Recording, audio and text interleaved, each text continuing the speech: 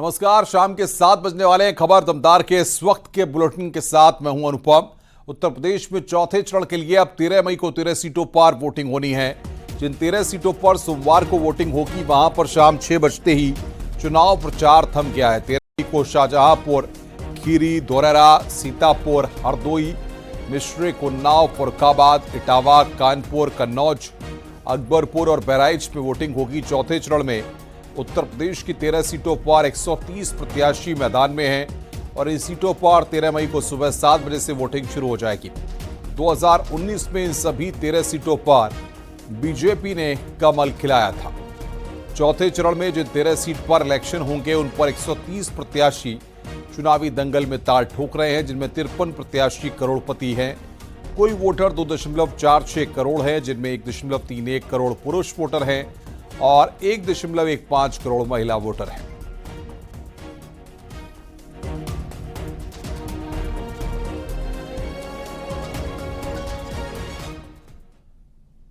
तेरह मई को उत्तर प्रदेश की 13 सीट पर वोटिंग है। आपको दिखाते हैं 13 सीटों की 13 तस्वीरें। चौथे चरण की सभी 13 सीटों पर 2019 में बीजेपी ने सभी सीटों पर कमल खिलाया था। वैसे तो इन सभी सीटों पर बीजेपी और सपा कांग्रेस के बीच में मेन लड़ाई है, लेकिन कई सीट पर बीएसपी की वजह से त्रिकोणीय फाइट हो सकती है। 2024 में कन्नौज में अखिलेश की साख का सवाल है, क्योंकि 2019 में कन्नौज से डिंपल यादव हार गई थी। 2024 में खीरी से अजय मिश्र टेनी की साख दांव पर है। थारकांड के बाद अजय मिश्र टेनी की अग्नि परीक्षा होनी है। वहीं 2024 में उन्नाव से साक्षी महाराज फिर मैदान में है। देखना यह है क्या वो इस बार कितनी बड़ी जीत दर्ज कर पाते हैं।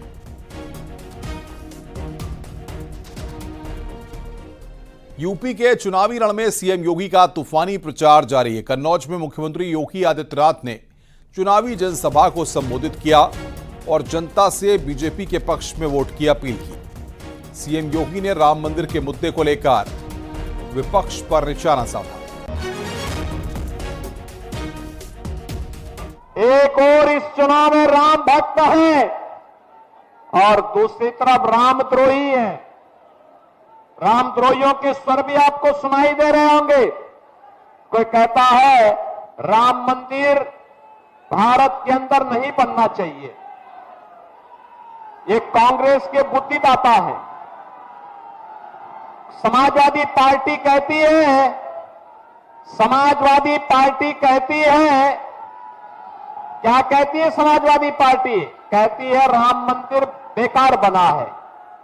आप मुझे बताओ, मैं पूछना चाहता हूं समाजवादी पार्टी से, क्या वह किसी मस्जिद को कह सकते हैं क्या कि यह मस्जिद बेकार बनी है? क्या उनमें हिम्मत है क्या? वह राम मंदिर पर उंगली उठाते हैं। ये रामद्रोही है, क्योंकि इन लोगों ने राम भक्तों पर भी गोलियां चलाई थी। ये राम भक्तों पर गोली चलाने वाले लोग हैं और बड़ी बेशर्मी के साथ आतंकवादियों पर दायर मुकदमों को वापस लेने का काम भी करते हैं। तब समाजवादी पार्टी के लोग राम भक्तों पर गोलियां चलाते थे ना। बोलते थे ना कि परिंदा भी पर नहीं मार सकता। इनके समय में अयोध्या में आतंकी हमला हुआ था ना, एक तरफ राम भक्तों पर गोली चलाएंगे और दूसरी तरफ आतंकवादियों के मुकदमों को वापस लेंगे। ये समाजवादी पार्टी का चरित्र है।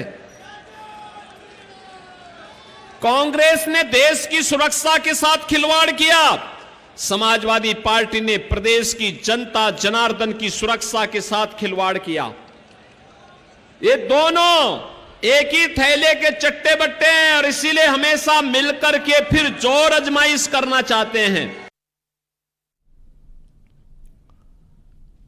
सीएम योगी आदित्यनाथ ने आज बिहार के बेगूसराय में चुनाव प्रचार किया। चुनाव प्रचार के दौरान गिरिराज सिंह को जिताने की अपील की गई। जदयू और बीजेपी की सरकार बिहार के अंदर बाढ़ की समस्या का स्थायी समाधान के लिए भी निरंतर कार्य कर रही है। बहनों और भाइयों, भारतीय जनता पार्टी आज अपने सहयोगी दल जदयू, लोजपा और अपने अन्य सहयोगी दलों के साथ मिलकर के इस चुनाव में इसलिए आई है कि मोदी जी के नेतृत्व में 10 वर्ष में हमने एक आधार तैयार किया है विकसित भारत का। विकसित भारत की संकल्पना को साकार करने के लिए एक बार फिर से मोदी जी को देश की कमान सौंपने की आवश्यकता है। अब तक 3 चरणों के चुनाव हुए हैं और देश का सबसे बड़ा राज्य उत्तर प्रदेश है, 80 लोकसभा सीट है। और हमने तो तय किया उत्तर प्रदेश वासियों ने कि 80 की 80 लोकसभा सीट पर कमल खिलाएंगे, मोदी जी को 80 की 80 मोदी जी के गले में पहनाएंगे। और मैं अब तक कह सकता हूं कि कई राज्यों में मुझे जाने का अवसर प्राप्त हुआ। एक ही स्वर गूंज रहा है और वह है फिर एक बार, फिर एक बार, अब की बार, अब की बार 400 पार। गृह मंत्री अमित शाह वाराणसी दौरे पर हैं। अमित शाह थोड़ी देर में गंगा आरती में शामिल होंगे। ड्रोन शो भी वो देखेंगे। पीएम मोदी के नामांकन की तैयारियों की समीक्षा करेंगे। तो बड़ी खबर है, यहां पर हम आपको बता रहे हैं, ड्रोन शो भी अमित शाह देखेंगे। नामांकन की तैयारियों की समीक्षा अमित शाह के द्वारा की जाएगी। वाराणसी पहुंचे हैं गृह मंत्री अमित शाह और सीधे ग्राउंड जीरो पर रुक करते हैं। उपेंद्र द्विवेदी हमारे साथ जुड़ रहे हैं वाराणसी से, जो लगातार पल पल की रिपोर्टिंग वहां से कर रहे हैं। ग्राउंड जीरो पर खुद उपेंद्र मौजूद हैं। उपेंद्र, अमित शाह वहां पर पहुंचे हुए हैं, कितनी देर में गंगा आरती में वो शामिल होंगे और ड्रोन शो देखेंगे, क्या जानकारियां मिल पा रही हैं?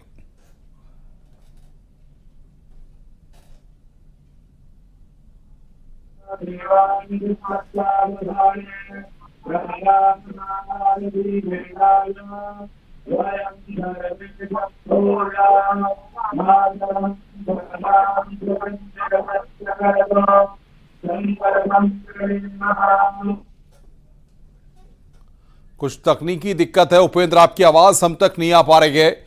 एक बार फिर हम आपसे संपर्क करने की कोशिश करेंगे। उपेंद्र हमारे सहयोगी वाराणसी में मौजूद है, वहां से गंगा आरती की कवरेज भी कर रहे हैं। वो बता रहे हैं कि कुछ देर में अमित शाह वहां पर पहुंचने वाले हैं गंगा आरती में और वो गंगा आरती में शामिल होंगे।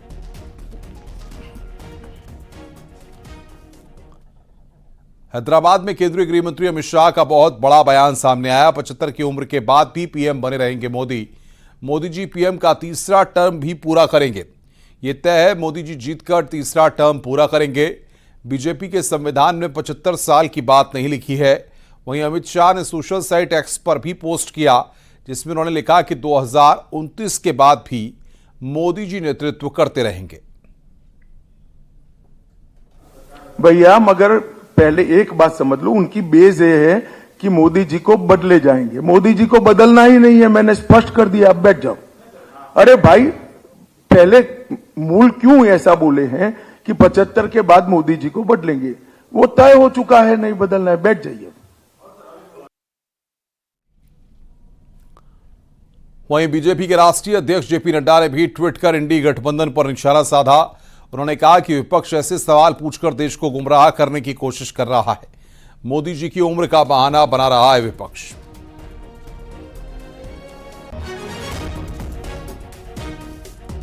तो जेपी नड्डा ने भी विपक्ष पर निशाना साधा है।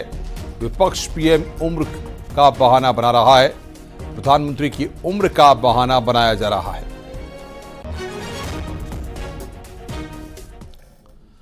आगे बढ़ते हैं महराजगंज से बड़ी खबर। कांग्रेस पार्टी की प्रेस कॉन्फ्रेंस में हंगामे की खबर है। प्रेस कॉन्फ्रेंस में समाजवादी पार्टी के कार्यकर्ता मौजूद थे और इस दौरान ही समाजवादी पार्टी के 2 गुटों में बवाल हो गया। फिर किसी तरह पूरे मामले को शांत कराया गया। तो महराजगंज से एक खबर जहां पर समाजवादी पार्टी के 2 गुटों में बवाल हो गया, फिर किसी तरह से पूरे मामले को शांत कराया गया। कांग्रेस पार्टी की प्रेस कॉन्फ्रेंस थी। प्रेस कॉन्फ्रेंस में कार्यकर्ता वहां पर आपस में भिड़ गए।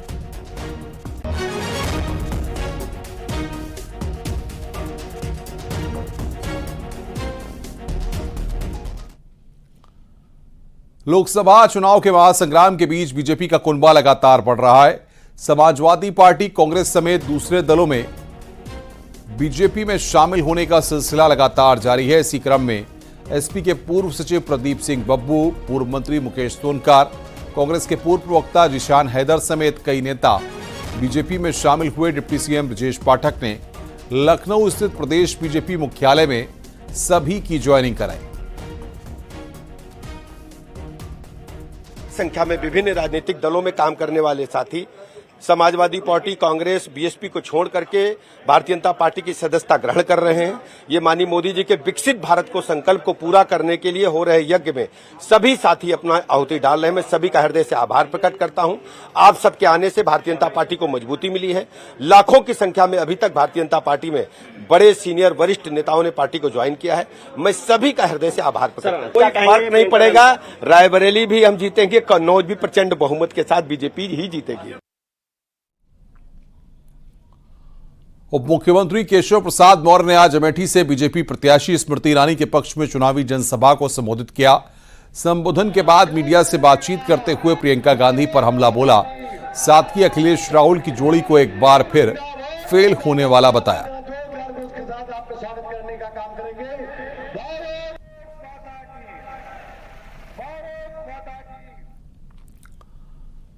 मऊ में मंत्री ओम प्रकाश राजभर ने चुनावी सभा को संबोधित करते हुए हैरान करने वाला बयान दिया।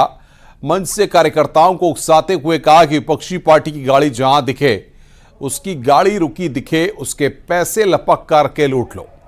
मुझको भी बता दो, मैं भी पहुंच जाऊंगा। और दरोगा जी 10 लाख का एक ही लाख बताना, 9 लाख का पार्टी करो, मौज करो।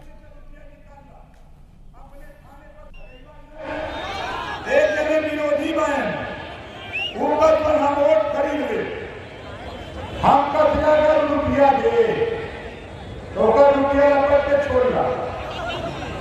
सही बताओ थे। अगर पता लगता कि गाड़ी में रुपया जाता हम होंगे, बता दे हम हमारा लपट के गाड़ी में से रुपया निकालना, अपने थाने पर दरोगा जी के फोन कैला। अगर उन्होंने 10 लाख मिला था तो 9 लाख झटक ले है, 1 लाख दिखाया दरोगा। 1 लाख दरोगा जी को बताना कि देखा यह रुपया लेके गया था, 9 लाख रुपया छाना होगा। 12 साल डॉक्टर अम्बेडकर जी संविधान में कहीं नहीं लिखा है, संविधान में कहीं नहीं लिखा है कि रुपया बांट करके वोट खरीदने की व्यवस्था नहीं किया है। अगर आपको कोई संशय नहीं, अगर ये रुपया देते हैं तो इनका रुपया प्रेम से ले लो और बना करके मजे में खा लो। बीजेपी सांसद बृजभूषण सिंह ने कोर्ट से आरोप तय होने पर अपनी प्रतिक्रिया दी। बृजभूषण सिंह ने कहा कि सभी आरोप झूठे हैं। जिस दिन आरोप साबित हो जाएंगे, फांसी पर लटक जाऊंगा। ये न्यायिक प्रक्रिया है। चार्जशीट इसमें लगी थी, उस चार्ज के कुछ पार्ट को कोर्ट ने छोड़ा है, कुछ को एक्सेप्ट किया है। उस प्रक्रिया का स्वागत है। और अब जब गवाह होंगे, जिरा होगी, बहस होगी, तो हमको भी रखने का मौका मिलेगा कि जिस दिन का घटना है, उस दिन घटना के समय मैं कहाँ था, वो सारे जो प्रमाण मेरे पास है वो रखने का समय आ गया है। और इसमें कोई नई बात नहीं। इस प्रकरण को मैं 100 साल से झेल रहा हूँ। ये आरोप को कितना गंभीरता मानना है? कोई गंभीरता नहीं, सब झूठा आरोप है, कोई गंभीरता नहीं है। मैंने पहले भी कहा था, आज भी कह रहा हूँ, अगर आरोप साबित हो जाएगा सीधे फांसी लटक जाऊंगा।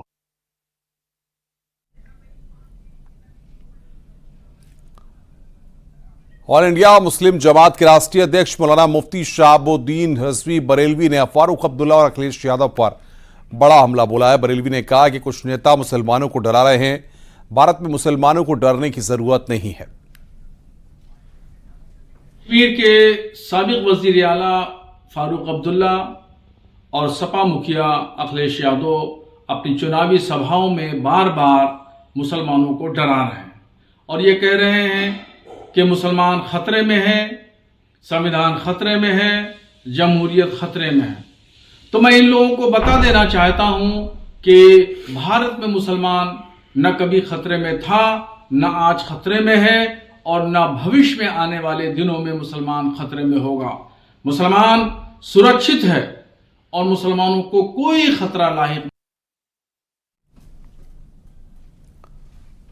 महाराष्ट्र कांग्रेस अध्यक्ष नाना पटोले के द्वारा राम मंदिर पर दिए गए विवादित बयान पर अयोध्या के संतों ने प्रतिक्रिया दी है। प्रधान पुजारी राम जन्मभूमि सत्येंद्र दास ने कहा है कि शुरू से ही कांग्रेस के लोग और कांग्रेस राम विरोधी रही है।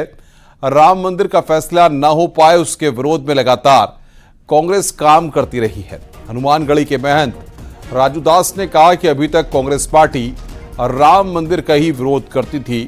दुर्भाग्य है कि वनवासी और दलितों का भी अब कांग्रेस पार्टी विरोध कर रही है।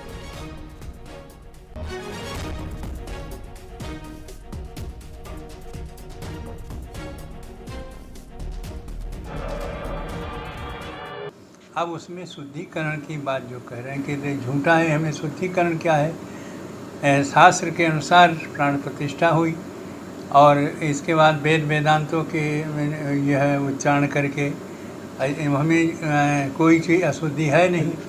जब कोई अशुद्धि नहीं है तो शुद्धि की बात करना गलत है। वो जो बोल रहे हैं वो दर्द है उनको कि हमारी पार्टी ने इतना विरोध किया और फिर भी वो मंदिर बन गया। यह दुख है, इसीलिए वो उटपटांग भाषा बोल रहे हैं और यहाँ शुद्धिकरण की कोई ज़रूरत नहीं है। शुद्धिकरण अभी तक कांग्रेस पार्टी राम मंदिर की ही विरोध करती थी, लेकिन दुर्भाग्यपूर्ण है कि वनवासी और दलित समुदाय का भी अब कांग्रेस पार्टी अपमान करने लग गई है। महाराष्ट्र कांग्रेस के प्रदेश अध्यक्ष नाना पटोले का बयान दुर्भाग्यपूर्ण है और इस प्रकार से बयान देकर दलित समाज का अपमान करना ये बहुत ही भारत के लिए खतरनाक है।